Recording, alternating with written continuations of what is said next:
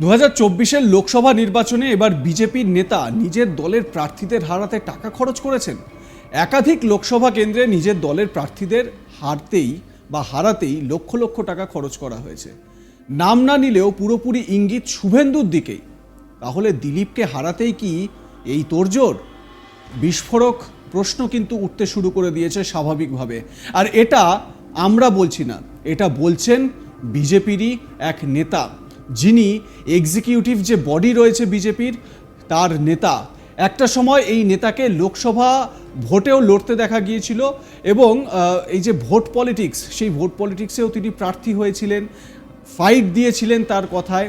কিন্তু সেই বিজেপি নেতা এবার শুভেন্দুর বিরুদ্ধেই খানিকটা ইঙ্গিত করছেন। আজ তাক বাংলা মুখোমুখি হয়েছিল সেই বিজেপি নেতার। কি অভিযোগ করছেন তিনি, শুনুন। প্রশ্ন জয়দা, সেটা হচ্ছে যে বিজেপির পক্ষ থেকে ইতিমধ্যে একটা পর্যালোচনা শুরু হয়েছে যে এই হারের কী কারণ, এই বিষয়গুলো দেখা যায়। তুমি কি মনে করো যে মমতা বন্দ্যোপাধ্যায় যে মুখ, সেই মুখ এখনো পর্যন্ত বিজেপির তৈরি হচ্ছে না, যার ফলে বারবার বলেই তো দিলাম, না সিঙ্গেল মুখ আছে না কালেকটিভ মুখ আছে। আমাদের তো সিঙ্গেল মুখ তৈরি হওয়ার সম্ভাবনা খুব কম, না নতুন তো কেউ আর জন্মে নেবে না, আর জন্মারও তার টাইম লাগবে। তো এখন যে কজন নেতা আছে সেই কজন নেতাকে দিয়ে কালেকটিভভাবে মমতাকে ঠেকাতে হবে। কিন্তু সেই কালেকটিভ নেতাদের মধ্যে মিল নেই তো। আমি তো শুনেছি এইবার বিজেপির কিছু নেতারা বিজেপির নেতাদের হারাবার জন্য টাকা খরচা করেছে, বিজেপির নেতাদের কাজ করতে দেয়নি, বসিয়ে রেখেছে। মানে যার যার গ্রুপ, এই পেছন থেকে ল্যাংমার হয়েছে, স্যাবোটেজ হয়েছে, যেই জন্য অনেক সিট হেরে গেছে। সেই জন্য আবার বলবো, সঠিক লোকটা সঠিক জায়গায় যদি বসাতে পারেন কেন্দ্রীয় নেতৃত্ব, 26-এ খুব ভালো রেজাল্ট। মানুষ বসে আছে বিজেপিকে আনবার জন্য, বিজেপিকে ভোট দেওয়ার জন্য। কিন্তু মানুষ, বাংলার মানুষ খুব বোঝে, খুব সেন্সিটিভ। সেই জন্য বাংলার মানুষ দেশের লোককে দিয়ে দেবে, তাকে গ্রহণ করে নেবে, সেটা হবে না।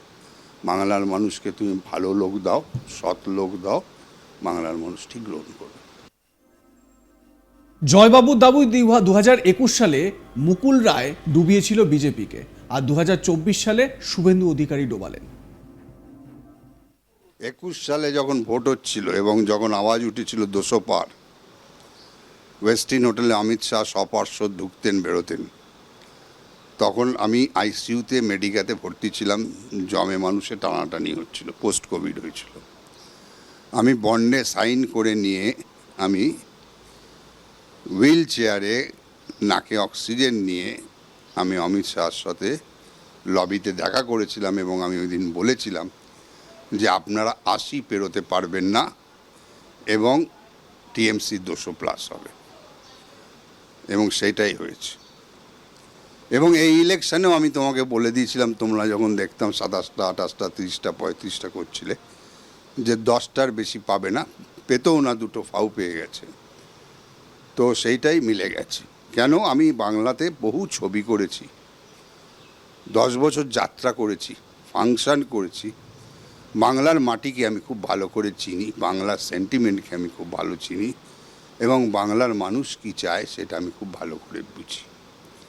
সেইটা থেকেই আমার অনুধাবন হয়েছিল যে এইবারেও বিজেপি ব্যর্থ হবে।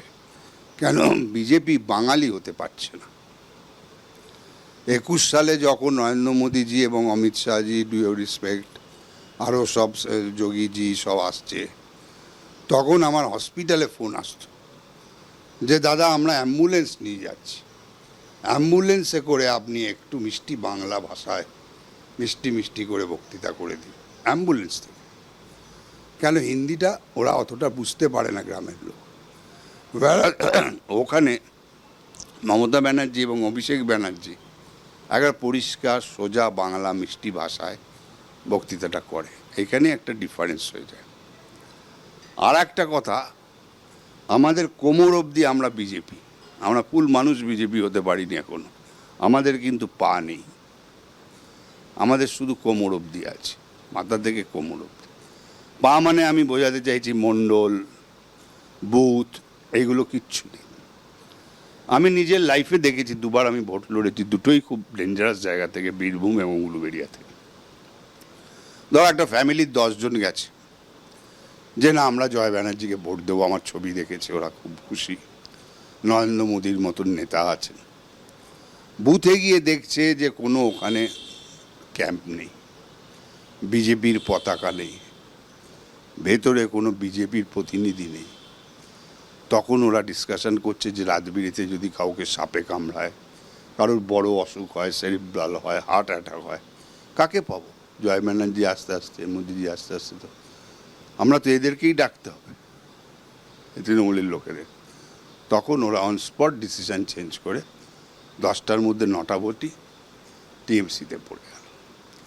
সেই জন্য গ্রামে গঞ্জে যতক্ষণ না বিজেপির পা তৈরি হবে, ও সে যত বড়ই নেতা আসুক, বিজেপিকে এগোতে পারবে না। দাদা, এবারে 2024-এ যে লোকসভা নির্বাচন, মূল দায়িত্ব ছিলেন বিরোধী দলনেতা শুভেন্দু অধিকারী, এবং যেটা আমরা জানি বা বিজেপি সূত্রেও জানা যাচ্ছে যে তাকে বিজেপির কেন্দ্রীয় নেতৃত্ব একটা আলাদা গুরুত্ব দিয়েছিল। বেশিরভাগ প্রার্থী তালিকাতে তিনি যেটা সিদ্ধান্ত নিয়েছেন, বিজেপি রাজ্য সভাপতি সুকান্ত মজুমদার থাকলেও শুভেন্দু অধিকারীকে গুরুত্ব দেওয়া হয়েছিল, কিন্তু ফল খারাপ হলো। সেম রিপিটেশন অফ 21-এ মুকুল রায়কে দায়িত্ব দেওয়া হয়েছিল, মুকুল রায় যা বলছিলেন শুনেছেন, কিন্তু পারলেন না। এবার শুভেন্দু অধিকারী দায়িত্ব হলো। তার মানে এরা বোঝা গেল যে এরা ইন্ডিপেন্ডেন্ট নেতা নয়, এরা এতদিন মমতা ব্যানার্জির পাশে ছিল বলে, মমতা ব্যানার্জির ছায়ায় ছিল বলে এদের বাড়বাড়ন্ত হয়েছিল। মুকুল রায় বা শুভেন্দু অধিকারী কেউ এখনো ইন্ডিপেন্ডেন্ট নেতা তৈরি হতে পারেনি, এরা সব শ্যাডো নেতা, ছায়া নেতা। আর দেখো, আমি তোমাকে বলি, আমি যখন 14 সালে বিজেপিতে এসেছিলাম আবেগপ্রবণ হয়ে মোদিজিকে দেখে, তখন কিন্তু বিজেপির এত টাকাও ছিল না, বিজেপির এত লোকবলও ছিল না, কিচ্ছু ছিল না। মুর্শিদাবাদ, নদিয়ায়, সংখ্যালঘু পাড়ায় আমি গিয়ে পতাকা তুলেছি, আমি গিয়ে সমস্ত বিজেপির প্রচার করেছি। 7-8 বার জীবনে মার খেয়েছি, প্রচণ্ড মার খেয়েছি। 19 সালে উলুবেড়িয়ায় আমার বুকে মেরেছে, সেই মারের এখনো ক্ষত শুকোয়নি। তো আমরা যেখানে এত লড়েছি, আমরা টাকা কামাতে আসিনি। আজকে আমি মোস্ট গরিব লোক হয়ে গেছি পলিটিক্স করে, আর বিজেপি করে অনেকে দেখো তুমি কত বড় লোক হয়ে গেছে। তো এখানে ডিফারেন্স এসে গেছে। বিজেপিতে যারাই আসছে সারাই ভাবছে যে এখানে ওদের অনেক টাকা, কি করে টাকা কামিয়ে নেওয়া যায়। এইবারেও তুমি দেখেছো মোদিজির এক একটা সভা শুনেছি 5 কোটি টাকা করে, আর অনেক রকম খরচা হয়েছে, বুথে অনেক টাকা দেওয়া হয়েছে, পৌঁছেছে কি? পৌঁছয়নি। সব টাকা ইন বিটুইন গোল হয়ে গেছে। দেখতে থাকুন আজ তাক বাংলা।